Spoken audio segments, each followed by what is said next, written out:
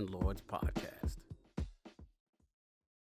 Welcome to the Lord's Minute, our quick hit video series where we break down all the biggest happenings in gaming and beyond. I'm your host, April Prince, writer of Lords of Gaming. With me today, as always, is Lord Sovereign. Our topic for today, which is going to be very polarizing. Oh, yes. is. Yeah. Like, how long is too long to wait for integral gameplay? And the company in the hot seat is Halo Infinite. Yet again, Halo Infinite. So yeah, earlier in the week, we got an update on Halo Infinite from the devs, which they kind of outlined things that they were doing. And they kind of snuck in there some information that rubbed people the wrong way, i.e. that the campaign co-op will not be available at launch for the game, in addition to the Forge mode. So for those of you, obviously, campaign co-op is self-explanatory. Two players playing together through the story campaign, and the Forge mode, for those of you that don't know, is kind of like a creator mode where you can kind of go in there and use the assets from the game to create your own stages. And it's something that's been in the game, I think, since Halo 3, if I recall correctly. So it's a staple. It's a staple. It's a staple. So I don't necessarily sympathize with the people that are saying like, delay the game is incomplete, it's not ready. I don't necessarily sympathize with those people. Because for me, it's personally, these are two things that I don't engage with when it comes to Halo. Halo, I've always played the campaign solo. By the time Halo 1 came out, the original Xbox and Halo 1, I had already moved out of my parents' house. I was living, on my own. I didn't have someone there next to me to play Halo with. And when I got together with my brother and my friends to play Halo, it was mostly, LAN parties, like competitive multiplayer. We didn't do a lot of that. So for me, when you talk about campaign co-op, I'm like, Double Dragon, playing with my friends and my brother, or like Streets of Rage. Like that's where I go to when it comes to this sort of stuff. So I never really engaged with campaign co-op in Halo, so it's not important to me. I always felt that sort of stuff also takes you sort of out of the game, like story-wise. Like, it's the story of Master Chief and Cortana, not Master Chiefs and Cortana. And for whatever reason, I've always liked, especially that first experience through the game. I want to experience it on my own, at my own pace, in my own way, without having to sort of cater to someone else's needs in a game. So, I don't really care about that. And Forge is one of those things that if you're if you're a type of person that likes to jump in and use the tools that the game sort of provides you to make your own stuff, that's fantastic. That isn't me. I play what I'm given. I pay what I'm given, what I purchased. So again, I don't. And my issue with, everybody has a right to their opinion. They have a right to voice their opinion. It just feels like the conversations around this, they're trying to do what happened with Craig, sort of to sort of push them into making this change and holding the game back. And that's not going to happen. Like, you had the Craig moment, and rightfully so, that needed to happen. Stop it. Let them make the game. Let them release their game as they see fit. And if the campaign itself is done and Master Chief's story is ready to go by the end of this year, whenever, let it go. And the same with Forge. Forge is something that, again, I don't see it as something that people are just clamoring for off the bat. You're going to have this huge sort of open world campaign, this huge, apparently or supposedly this Halo to explore in a way that you've never been able to really explore a Halo game, right? Because it's going to be more open world. And then you have this massive multiplayer suite that's going to be available to millions upon millions of people at launch because it's free to play. It's a massive undertaking. Yes, do I feel like they probably underestimated the amount of time it would take for them to get all of this ready and out there? 100%. You know why? Because I think about it now. What the hell were they planning to release last year? If you think about the work that's gone into this game over the past year, right?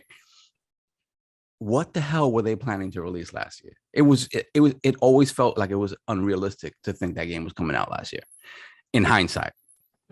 So again, I don't have an issue with any of these sort of quote unquote delays for these features. I don't interact with them. So that if the rest of Halo's ready to go, I'm happy. So what do you think, April? I don't know if you're a campaign co-op person, if this is something that affects you. I mean, when I think about stuff like Forge, like I do love those creative aspects of games where you get to make your own stuff. But I mean, if you have to wait for it, like that would just give you more opportunity to get familiar with the setting of the game anyway. So you can create better maps, better stuff. But is it something, okay, you say you love it, you appreciate it. Do you engage with it? Do you actively go and make maps and stuff like that? I mean, a map is a lot for me. There you go. And this is the thing, right? This is the thing. I think the Forge, when it comes to the conversation around this, Forge is the least of people's problems. I don't think too many people are complaining about Forge. Yeah, it's more of the co-op. It's the co-op thing. And the thing about it is, like, what do you think about the idea that co-op in an open world type of game should inherently function differently than a Halo, like traditional Halo games, where it's more linear, right? The story is more linear. You have these open sort of sandboxes, but it is still more enclosed than what they're claiming Halo Infinite to be, right? So I would think, like, logistically, there are things you have to approach that type of multiplayer differently than you would in a past Halo game. So, I mean, these people are much smarter than me. They know what they're doing. If it's not ready to go, it's just not ready to go, and they know why. But that said, I understand that many people's entire interactions with Halo are about that campaign co-op and playing through with their friends. It's not for me. And so therefore I don't think it's integral to it. So what about that aspect for you, like the campaign co-op stuff? Have you ever sat down to play a Halo campaign with someone else, or you play them by yourself? I mean, I've never played the campaign with another person. Mm-hmm. It's like you said, like when you're going through a story mode, trying to coordinate with another person, especially if you have to make story decisions, is almost a nightmare. Right. And I don't know, for me, it's just one of those things, like, these games don't really have decisions per se, right? But it's the whole idea of taking you out of the moment when you have to, like, when you're tethered to someone else, right? And let's say they're behind somewhere and they get sort of magically sort of transported to where you are, or vice versa. Yeah. In this type of game, that's kind of what you have to do, right? In Halo, past Halo, it was a little bit different in that, because it was more linear, you guys were always generally in the same area without an issue. Like, you couldn't be, like, one person could not be in like a building in Halo and the other person be outside. That's not going to happen, right? Everything flows together. You see games like a Destiny or whatever do the same thing, where they tether the people, they give them a certain amount of leash that they can sort of use, and eventually they'll tether you back together. The difference with Destiny is that Destiny is a living game, right? It's the whole point is sort of that. So there should only be one instance, right, that you're playing in, right? Everybody that's in that instance where you're playing is there, whether however many human players are there. In Halo Infinite, it's going to be an open world, but not a living world, right? So it's still a closed off environment. It's just a bigger sort of landscape to play with. So what we still don't know is how the single player stuff is how the campaign stuff is gonna work within the open world of Halo, right? Is it gonna be a thing where you're sort of walking around the open world, exploring it, whatever? You have little sort of maybe combat instances that happen in the open world, things that you can engage with, and then let's say like in an Assassin's Creed, like you have a marker that indicates this is a story mission. This is a story mission. And once you enter that story mission, maybe it closes you off some, where it feels more like old Halo in a story mission and not as wide open. So, but we don't know that. So, well, yeah, because it's kind of like the issue with Final Fantasy 15, which I'm a Final Fantasy 15 apologist. I don't understand why people say that's a horrible game, but I think it's where it's horrible. like where it's like you have open world, but when you're in a story mission, you're sort of locked into that mission until Right. the plot moves. And everything else is exploration, right? But you do have combat scenarios in the open world. But it is, but your party still is. See, the thing with Final Fantasy is that your party is all together, right? Everybody's tethered to one another. Here, when you're talking about two individual human players, somebody could be like, I'm gonna go do this, I'm gonna go do that. And then the thing about it is that, once you enter that story instance, do they just sort of bring you back together and sort of control the tempo and the pace in that way? And I kind of think that's the way you would have to do it. I don't know if that would limit what their vision and scope is for what single player campaign missions are, but we don't know. We haven't seen them. So, well, that and technically speaking, it would sort of have to work that way. I mean, as hilarious as I think it would be if one of you enters a story mission and the other one is just stuck outside until you're done with the cutscene. But at the same time, I would love to see a story mission where it's like, hey, we're gonna infiltrate this room full of like enemies. I'm gonna take it head on, boom, and then you're gonna like creep up in the rafters, whatever, and drop behind them, whatever, in a way that feels organic, right? That's very cool.